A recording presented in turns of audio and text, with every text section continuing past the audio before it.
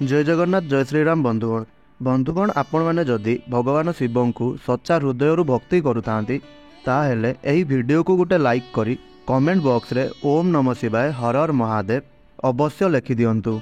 आपण मानंकु समस्तंकु महाशिवरात्रि उपलक्षे हार्दिक शुभेच्छा एवं शुभकामना। महाशिवरात्रि पावन पर्व रे आपण पिंधि दियंतु निजर गलारे एही गछर चेरकु देखिबे आपणकर भाग्य चमकी उठिबो। एही चेरकु पिंधिबा मात्रे आपणंकु प्रचुर धनर प्राप्ति हेबो। एहा सहित आपणकर अनेक गुड़िया समस्यार समाधान हेबो जहा आगकु आमे एही वीडियो रे जानिबा। भगवान भोलानाथंक कृपारु जेउ भी व्यक्ति महाशिवरात्रि बा जागर दिन एही गछर चेरकु धारण करि देइथाय सेही व्यक्ति को बिना पूजा पाठरे मध्य सेही सबु फल प्राप्ति होइथाय। भगवान भोलानाथंकु एही गछर चेर अत्यंत प्रिय होइथाय। बंधुगण आपण जेउ क्षेत्र को भी जिबे सेहीठारे आपणंकु सफलता निश्चय मिलिबो। बंधुगण हिंदू संस्कृति रे केते प्रकारर पौराणिक मान्यता को महत्व दिया जाई अछि कि केते गुड़िए एमिति वृक्षलता होइथांती कि जाहाकु बहुत शुभ एवं पवित्र माना जाइथाय। आउ केतेक एमिति वृक्षलता होइथांती कि जिए कि आम जीवन रे चालुथिबा समस्या को दूर करि देइथांती। खास कथा यह अटे कि ना केवल वृक्षलतार लोक माने पूजा करिथांती बरं लोक माने वृक्षलता को मध्य औषध रूप में व्यवहार करिथांती। कारण आम पृथ्वी रे एपरि अनेक वृक्षलता अछि जहाँकि औषध रूप में मध्य कार्य करिथाए आउ अनेक बड़ बड़ रोग व्याधि को मध्य दूर करिथाए। एहा केते प्रकारर बेमारी को मध्य ठीक करिथाए। आउ वेद पुराण रे मध्य केते गुड़िए वृक्षलता मानकर उल्लेख मध्य रही अछि जेमिति कि आपणकर तुलसीर गछ, उस्त गछ, बर गछ एही सबु वृक्ष मानकर बहुत ही अधिक महत्व रही थाए। बंधुगण आपण माने समस्ते देखिथिबे आमे उस्त गछर पूजा करिथांती हेले आमे उस्त गछर पूजा कोन पई करिथांती आमे उस्त गछर पूजा कोन पई करिबा दरकार एहा द्वारा आमको केउ फल मिली थाए। बट सावित्रीर व्रत जो माँ भौणी माने रखि थांती सेमाने उस्त गछर पूजा कोन पई करिथांती चलंतु ताहा एही वीडियो माध्यम रे जानिबा। बंधुगण उस्त गछर पूजा एथिपाई करा जाई थाए काहींकि ना वृक्षलतारे किछि एमिति अलौकिक शक्ति चमत्कारी रही थाए जहार प्रभाव रे आपणंकु बहुत कम समय रे भल परिणाम देखिबाकू मिली थाए। तो आज मु आपणंकु महाशिवरात्रि दिन ताबिजरे भरी करी पिंधि देबे एही गछर चेरकू तापरे देखिबे खूब शीघ्र आपणकर भाग्यर ताला खुली जिवो। बंधुगण देखंतु एही जो शिवरात्रि होइताए एही समय मध्यरे भगवान शिवंकर आशीर्वाद प्राप्त करिवार सबुठारु भल समय बोली माना जाइताए। जेउ व्यक्ति माने सिद्धि प्राप्ति करिबाकू चाहुछंती शुभ एवं लाभ को प्राप्त करिबाकू चाहुछंती आउ धन धान्यर कामना थाउ समृद्धि पाइबाकू चाहुछंती सर्वदा आरोग्यर प्राप्ति करिबाकू चाहुथांती आउ जदि आपण चाहुथांती आपणकर जीवनरु दुर्भाग्य दूर होई जाऊ आपणको भल भाग्यर प्राप्ति हेउ आउ आपणक जीवन रे केबे भी कौनसी प्रकारर समस्या न आसु ताहा धनजनित समस्या हेउ बा अन्य कौनसी समस्या हेउ आउ आपणको मान सम्मान प्राप्ति हेउ। जदि आपण एही सबु किछि चाहुथांती तेबे आपण आजिर एही वीडियोटी को निश्चय शेष पर्यंत देखंतु। बंधुगण आज मु आपणको शिवरात्रि समय रे बा जागर दिन धारण करा जाउथबा 5 गोटी चेर विषय रे कहिबी। जदि आपण 5टी चेर मध्यरु कौनसी भी गोटिए चेर धारण करंती तेबे आपणकर समस्त मनस्कामना समस्त इच्छा समस्त मनोवांछा आपणकर पूर्ण होई जिवो। वृक्षलता मानक मध्यरे बहुत बेसी चमत्कारी शक्ति रही थाए। आपण एही कथा को मानंतु अबा न मानंतु आमे आमर जीवन काल रे केते सबु वृक्षलता को प्रयोग करी केते सबु कठिन रु कठिन रोग को मध्य ठीक करिताउ। सेथिपाई जो वृक्षलता होइथांती सेमाने आध्यात्मिक दृष्टिकोणरू बा धार्मिक दृष्टिकोणरू आमको बहुत अधिक फायदा पहुँचाई थाए। बंधुगण महंगा रत्न गुड़िक पिंधिबा परिवर्ते जदि आपण एही वृक्षलतार चेर को धारण करिवे तेबे सेही महंगा रत्न ठारू अधिक भल परिणाम आपणंकु एही वृक्षलतार चेर प्राप्ति कराइबो।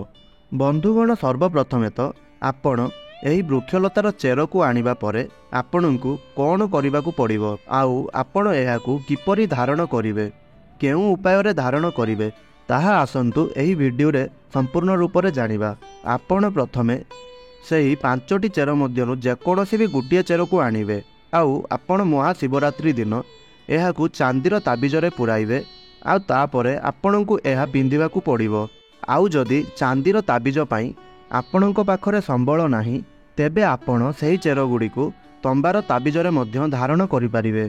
तो बंधुगण आसंतु आमे एही वीडियो रे जानिबा कि केउ वृक्षर चेर को आमे शिवरात्रि दिन धारण करिबा दरकार।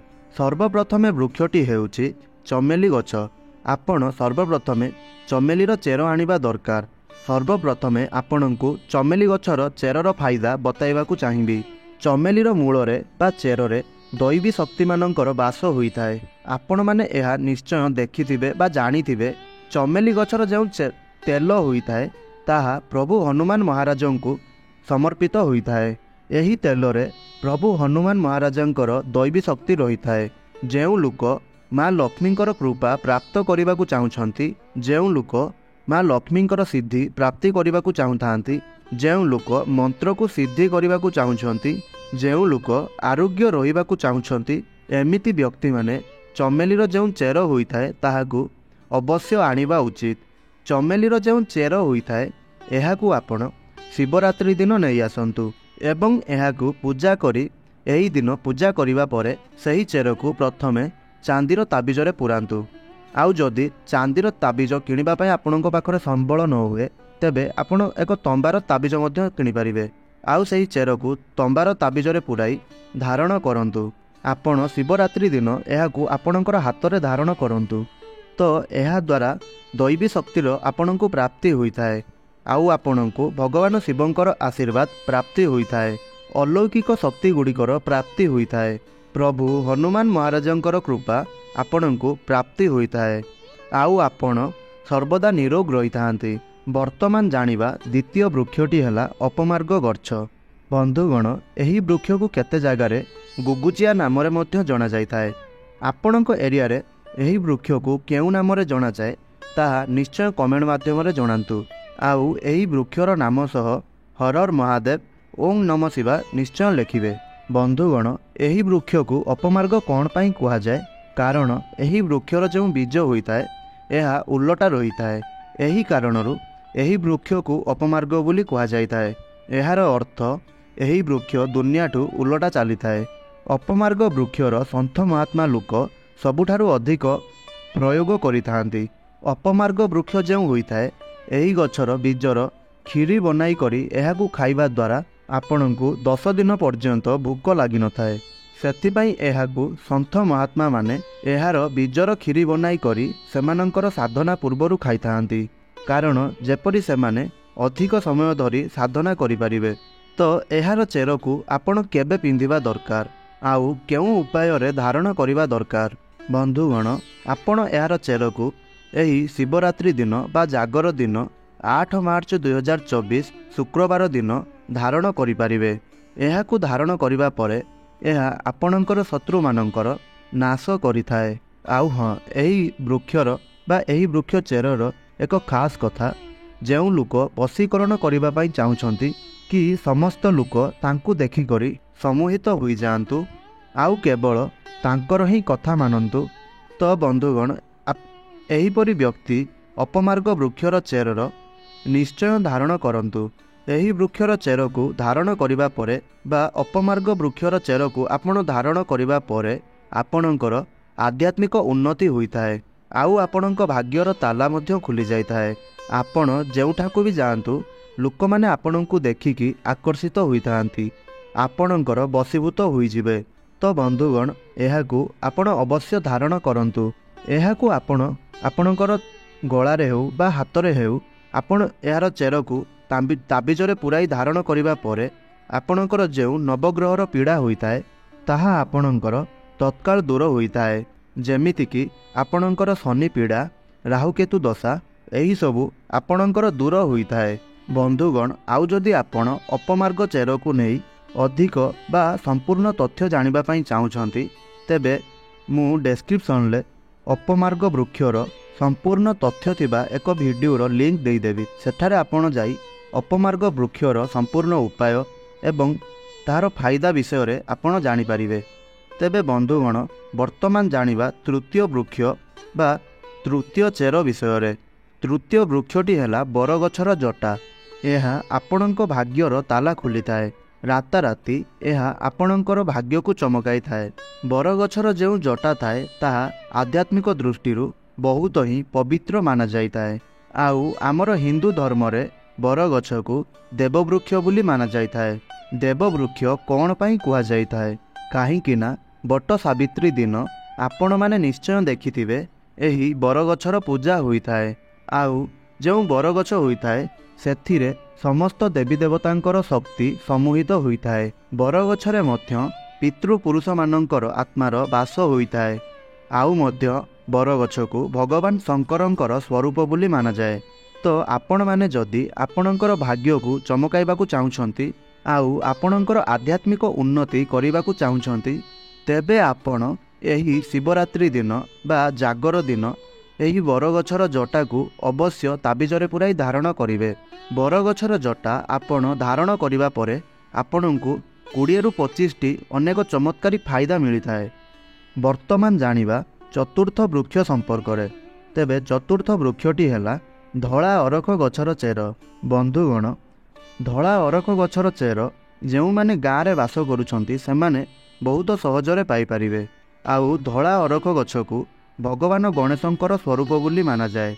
जो 11.5 वर्षर पुराणा धला अरख गछर मूल बा चेर होइथाए ताहा भगवान गणेशंकर सुंडर आकृति नहीं जाइथाए।